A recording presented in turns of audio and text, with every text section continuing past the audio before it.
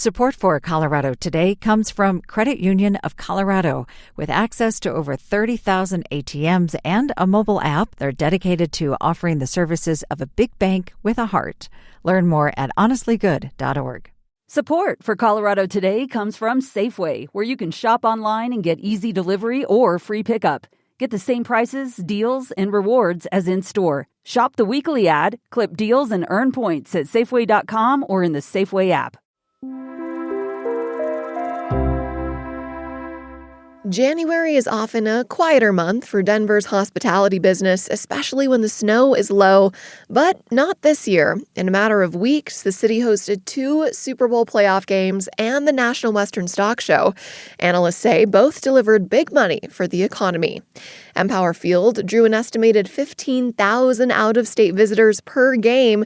Spending on hotels, food, transportation, and of course tickets likely injected tens of millions of dollars into the local economy. But football wasn't the only big winner. The National Western Stock Show pushed past attendance records with more than 750,000 fans and nearly $1.9 million in auction sales alone. It was the biggest crowd at the rodeo since 2006. I'm Haley May.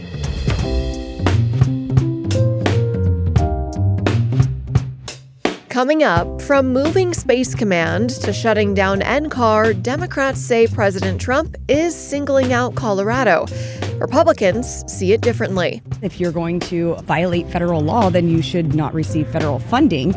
We hear from the state's delegation. Plus, Colorado's population boom is starting to look more like a trickle. When we have a weak labor market, not a lot of jobs growth, we tend to have weak net migration. And photos you can touch and feel, not just see. What if you could just go in and feel and experience the art just like everyone else? It's Wednesday, January 28th. Here's the news in Colorado today.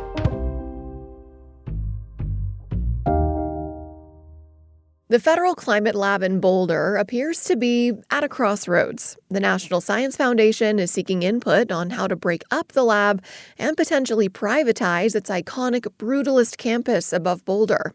Scientists are seizing this chance to make the case for the lab's value and urging Congress to preserve it. Carlos Martinez is a climate scientist who's used Ncar data to model weather patterns in the Caribbean. The American public deserves to know the truth about how their taxpayer dollars and public investments over 6 decades to this center have benefited them in many aspects of their daily lives. The Trump administration's push to dismantle the National Center for Atmospheric Research is just one example Democrats cite for what they say is a campaign of punishment against the state. CPR's Caitlin Kim has been talking to Colorado's members of Congress about the administration's actions. Hey, Caitlin. Hi, Haley. There are lots of Democratic states out there, and I'm sure politicians in all of them are unhappy with different things that the administration is doing. So can Colorado Democrats really claim to be getting singular treatment from President Trump? Maybe not singular, but like some other Democratic-led states that Trump did not win in 2024, 2020, or 2016, they do think Trump is singling them out. They point to the decision to move Space Command headquarters to Alabama after it reached full operational capability in Colorado Springs, cutting transportation and energy grants to Colorado. 2 requests for FEMA disaster declarations denied. Colorado is one of 5 Democratic-led states targeted for a freeze in federal child care funding, and it's one of over a dozen blue states the Trump administration is examining all federal funding to over so-called sanctuary state policies. Also, I'll point out, Trump used his first veto this term on a Colorado-specific bill. When you add it all up, it kind of does smell like retribution. And retribution for what exactly? Well, there are some long-standing things, like that Colorado has never voted for Trump and that he objects to the state's all-mail ballot elections. But one very specific reason that Democrats are pointing to for all this retribution is to pressure the state to release former Mesa County Clerk Tina Peters, who backed Trump's baseless claims about the 2020 election.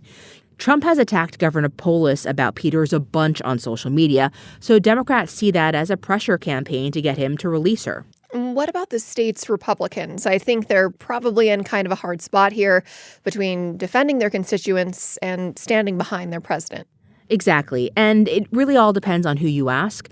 GOP Representative Gabe Evans says it's about, quote, fixing all the dumb stuff that Democrats have done to Colorado, unquote. It's this idea that these measures are a way to pressure the state to reverse course on policies they disagree with. I will say they haven't been putting it out on social media, but Republicans have been quietly trying to push back on some of these actions. Both Evans and GOP Representative Jeff Crank out of Colorado Springs last week signed on to a letter with all the Democrats urging Health and Human Services Secretary Robert Kennedy to reinstate the child care funding. What about Congresswoman Lauren Boebert? It was her bill the president vetoed. She suggested originally that it was because she supported a vote on releasing the Epstein files. Has she said anything else on that? Not really. When I spoke with Representative Boebert, she admitted Tina Peters is playing a big role. But she also pointed to policy disagreements, like so-called sanctuary state policies. I mean, I've certainly been a voice that says if you're going to violate federal law, then you should not receive federal funding. I'll add that the state and Denver have pushed back on that characterization, saying they do work with federal immigration law enforcement in criminal matters. There are limits, however, when it comes to civil immigration detainers.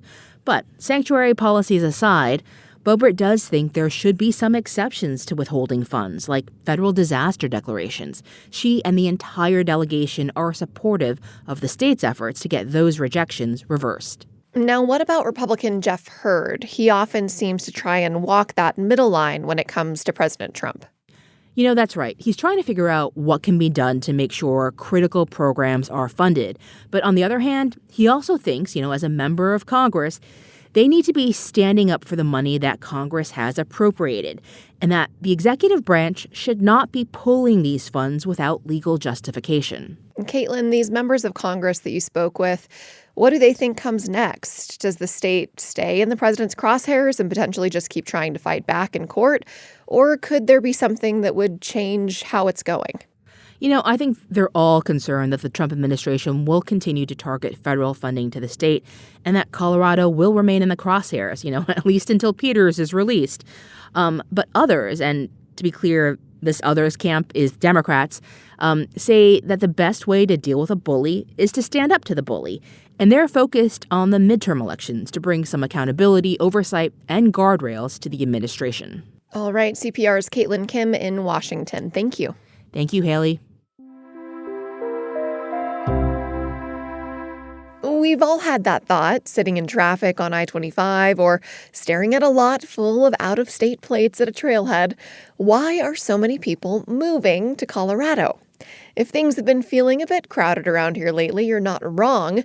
Colorado broke 6 million people last year. But there is good news for you. New census data shows that Colorado's population growth rate is at its lowest point in 3 decades and ranked 29th in the nation. The latest estimates suggest that Colorado grew at a 0.4% clip relative to the year prior, and we can compare that to national growth of 0.5%. That's state demographer Kate Watkins. She said Colorado's anemic growth rate is because thousands more people moved out of the state than moved in last year. Colorado's population growth is historically tied to our state's business cycle. Certainly, Colorado has seen that slow down in jobs growth. And so that puts kind of downward pressure on labor mobility. And to the extent that someone can find better job prospects elsewhere, that might lead to more out-migration than in. Another big change, after a couple of years of booming international arrivals to Colorado, that dropped in a big way last year. But Colorado's 2025 census data did seem to offer one positive trend. More people were born than died. Maybe we're in for a new little baby boom. Watkins tells us that could be because younger millennials are now starting to have kids. Yep, the last of that generation turns 30 this year. Or from other factors like families getting insurance coverage for in vitro fertilization.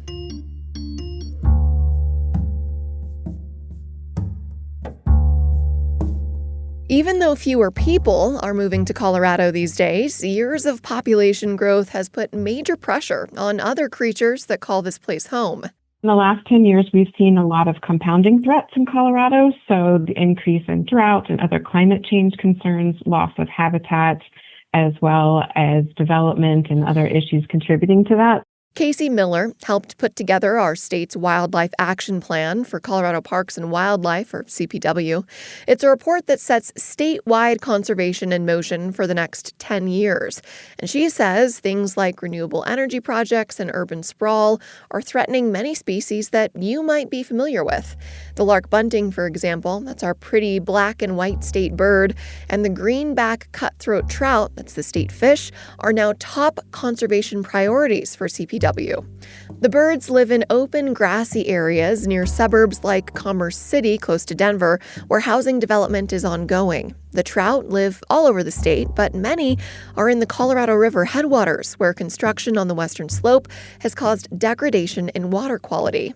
To make the biggest impact, though, Miller says that they won't focus on any one species. Sometimes what you do for one species might harm another, but when you do something for an entire habitat that you know makes for a healthy forest stand or wetland, then you're going to benefit all the species that rely on that habitat for at least part of their life. For the first time ever, you can now interact with the data in this report and see what CPW's Wildlife Action Plan entails. We'll list those interactive resources in our show notes.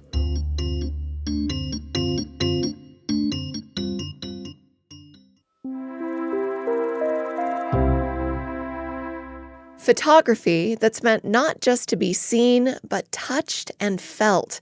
Tactile photos. Using 3D printing and other technology, it's art that taps into other senses and makes photography more accessible to people who are blind or have low vision. CPR's Lauren Antonoff-Hart met a Broomfield couple who developed a tactile photography process. She's here to share that reporting. Hey, Lauren. Hi. So tell me a little bit about Ted and Carrie Tequici. They are high school sweethearts who share a love for photography. They have been practicing the art together since they studied it in the 1980s. But in 1999, the two of them, along with their two young sons, were rear-ended in a car accident.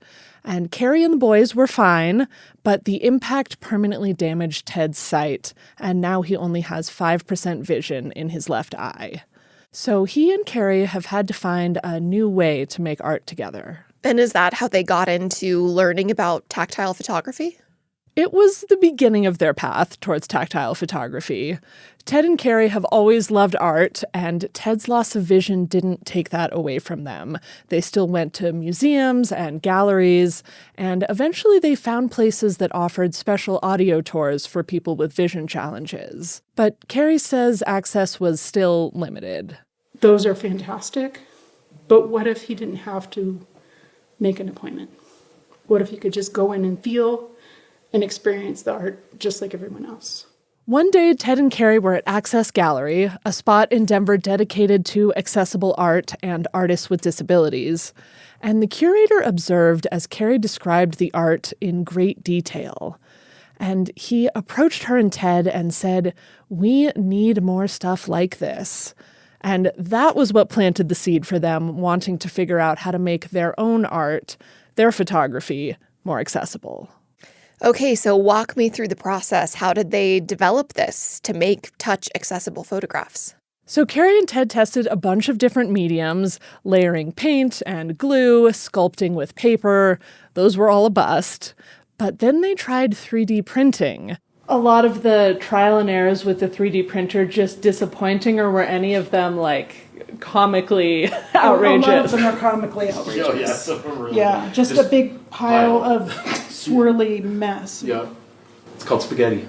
It's tough to teach the machine how to print light and shadow in a way that makes sense in 3 dimensions. When you first throw a picture through the 3D printer, it comes out with static, the tactile equivalent of static. So you're not feeling, all the things that you need to feel to experience the composition of the image. But they figured it out and nailed down a process where they can print different layers of texture so that you can experience through touch things like a mountain, a bridge, even a sunset. So cool. So if I stepped into a gallery with this technology right now, what might I find? You would see the photograph in a traditional visual print accompanied by a 3D print, a description in writing and in Braille, plus a QR code that links to the audio description. In this photo, the bridge trails off into the distance away from the viewer under cloudy skies, with sun rays peeking through. Under the bridge, on the It's a bottom left multi-sensory experience to get the full context of the image. Where do they hope that this endeavor might go in the future? They've received some grants, and they're in the process of setting up their own nonprofit called Tactile Photos. And Carrie said her pie-in-the-sky dream is that people with low or no vision could walk into any museum or art gallery anywhere and experience art by touch without having to go out of their way to set up a special viewing or appointment. That would be amazing. CPR's Lauren Antonoff-Hart, thank you. Thank you. Always a pleasure. And now it's part that I'm really not looking forward to, Lauren, because we have to say goodbye. You're heading off to a really cool new job. We're going to miss you, but we do wish you the absolute best. I'm sad to say goodbye, but I will always be tuning in to Colorado Today.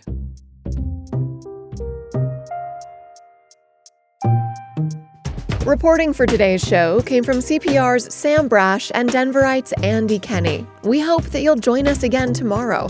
I'm Haley May. This is CPR News.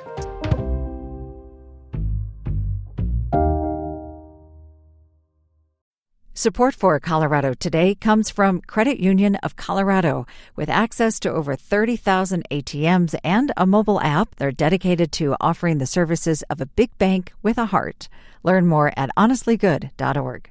Support for Colorado Today comes from Safeway, where you can shop online and get easy delivery or free pickup. Get the same prices, deals, and rewards as in-store. Shop the weekly ad, clip deals, and earn points at Safeway.com or in the Safeway app.